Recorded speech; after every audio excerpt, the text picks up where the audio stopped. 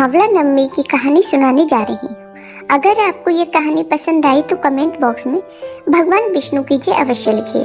साथ ही अगर आप मेरे चैनल पर नए हैं तो मेरे चैनल को सब्सक्राइब कीजिए और बेल आइकॉन पर क्लिक करना न भूलिए।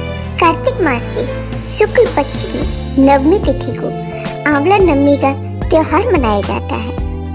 इसे अक्षय नवमी के नाम से भी जाना जाता है।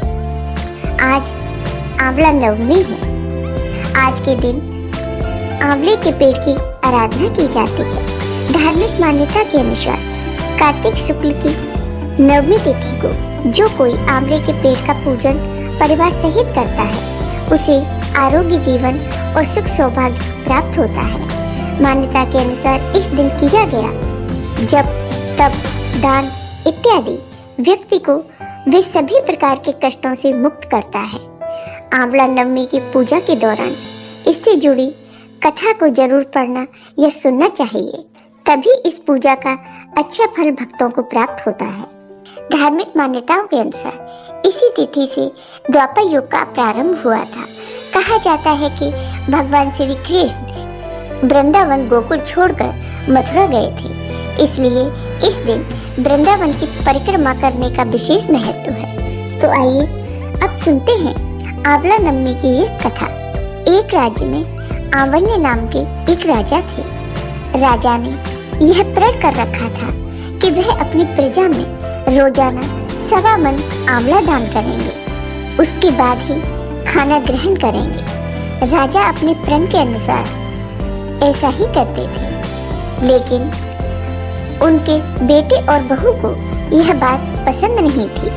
इसलिए एक दिन उसके बेटे बहू ने सोचा कि राजा इतने सारे आंवले रोजाना दान करते हैं, इस प्रकार तो एक दिन सारा खजाना खाली हो जाएगा। एक दिन बेटे ने राजा से कहा उसे इस तरह का दान करना बंद कर देना चाहिए। राजकुमार की बात सुनकर राजा को बहुत दुख हुआ और राजा ने रानी के साथ महल का त्याग कर दिया। राजा आंवला दान नहीं कर पाए और उन्होंने प्रण के कारण कुछ खाया भी नहीं। जब भूखे प्यासे 7 दिन हो गए तब भगवान को उनके ऊपर दया आ गई। इसलिए भगवान ने राजा के लिए जंगल में ही महल, राज और बाग बगीचे सब बना दिए और ढेरों आंवले के पेड़ लगा दिए। जब राजा रानी ने यह देखा कि जंगल में उनके राज्य से भी 2 गुना राज्य बचा हुआ है, राजा रानी से कहने लगे, रानी देख, कहते हैं कभी भी सत्य का साथ नहीं छोड़ना चाहिए। आओ नहा धोकर आंवला दान करें और भोजन करें। राजा रानी ने आंवले दान करके खाना खाया और खुशी खुशी नए महल में रहने लगे। उधर आंवला देवता का अपमान करने व माता पिता के साथ बुरा व्यवहार करने के कारण राजकुमार के बुरे दिन आ गए। उसका राज शत्रुओं ने छीन लिया। वह दाने दाने को मोहताज हो गए और काम ढूंढते हुए अपने पिताजी के राज्य में पहुंच गए। उनकी हालत इतनी खराब थी कि पिता ने उन्हें बिना पहचाने ही काम पर रख लिया। बेटे बहू सोच भी नहीं सकते थे कि उनके माता पिता इतने बड़े राज्य के मालिक भी हो सकते हैं, सो उन्होंने भी अपने माता पिता को नहीं पहचाना। एक दिन बहू ने सास के बाल गूंथते समय उनकी पीठ पर मस्सा देखा। उसे यह सोचकर रोना आने लगा कि मेरी सास के भी ऐसा ही मस्सा था। हमने ये सोचकर उन्हें आंवले दान करने से रोका था कि हमारा धन नष्ट हो जाएगा। आज वे लोग न जाने कहाँ होंगे। यह सोचकर बहू को रोना आने लगा और आंसू टपक टपक कर उसकी सास की पीठ पर गिरने लगे। रानी ने तुरंत पलटकर देखा और पूछा कि तुम क्यों रो रही हो। तब उसने बताया कि आपकी पीठ पर जैसा मस्सा है वैसी ही मेरी सास की पीठ पर भी था। हमने उन्हें आंवला दान करने से मना कर दिया था, इसलिए वे घर छोड़कर कहीं चले गए। तब रानी ने उन्हें पहचान लिया, सारा हाल चाल पूछा और अपना हाल बताया। अपने बेटे बहू को समझाया कि दान करने से धन कम नहीं होता बल्कि बढ़ता है।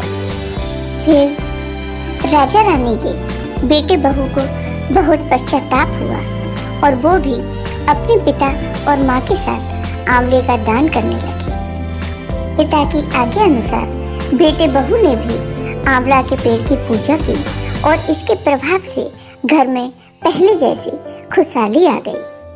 अब राजा रानी अपने बेटे बहू के साथ खुशी खुशी रहने लगे।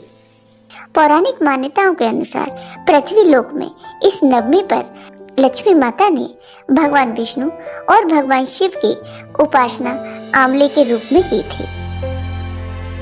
आंवला नवमी से जुड़ी दूसरी कथा इस प्रकार है। एक पौराणिक कथा के अनुसार एक बार मां लक्ष्मी पृथ्वी लोक का भ्रमण करने आए। उस समय उन्होंने भगवान विष्णु और भगवान शिव की एक साथ पूजा अर्चना करने की कामना की, जिसके बाद उन्होंने विचार किया कि दोनों की पूजा एक साथ कैसे की जा सकती है। तब उन्हें ज्ञात हुआ कि तुलसी और बेल की गुणवत्ता वाले आंवले के पेड़ के जरिए ऐसा संभव है। जिसके बाद मां लक्ष्मी ने आंवले के पेड़ को भगवान विष्णु और भगवान शिव का प्रतीक मानकर पूजा की। कहा जाता है कि पूजा से प्रसन्न होकर दोनों भगवान प्रकट हुए, जिसके बाद माता ने पेड़ के नीचे भोजन तैयार किया, जिसका भगवान विष्णु और भगवान शिव ने भोग लगाया। आंवला नवमी का महत्व। कहा जाता है कि कार्तिक शुक्ल की नवमी से पूर्णिमा तिथि तक भगवान विष्णु आंवले के पेड़ पर निवास करते हैं, इसलिए इस दिन आंवले के वृक्ष की पूजा की जाती है। आंवला नवमी के दिन आंवले के पेड़ की छाया में भोजन करने को भी कल्याणकारी माना जाता है। ऐसा करने से भगवान विष्णु प्रसन्न होते हैं और सभी मनोकामनाओं को पूरा करते हैं। इस दिन स्नान एवं दान का विशेष महत्व बताया गया है। माना जाता है कि इस दिन पवित्र नदी में स्नान करने से सभी प्रकार के पापों से मुक्ति मिलती है। वहीं दान आदि करने के भी बहुत से शुभ फल प्रदान होते हैं। इस दिन दान करने का भी बहुत महत्व है। मान्यता के अनुसार इस दिन दान करना बहुत शुभ होता है। साथ ही इस दिन आंवले के पेड़ की पूजा करने से सभी पाप नष्ट हो जाते हैं। परंपरा के अनुसार इस दिन महिलाएं आंवले के पेड़ के नीचे बैठकर संतान प्राप्ति की कामना करती हैं। साथ ही माताएं अपने बच्चों की रक्षा के लिए पूजा पाठ करती हैं। सुख समृद्धि और देवी लक्ष्मी को प्रसन्न करने के लिए अक्षय नवमी का दिन बहुत उत्तम और फलदायी माना गया है। जय हो भगवान विष्णु की, जय हो आंवला देवता की। आपको ये वीडियो पसंद आया हो तो कमेंट बॉक्स में कमेंट करके जरूर बताइए। साथ ही मेरे वीडियो को ज़्यादा से ज़्यादा शेयर करिए। धन्यवाद दोस्तों।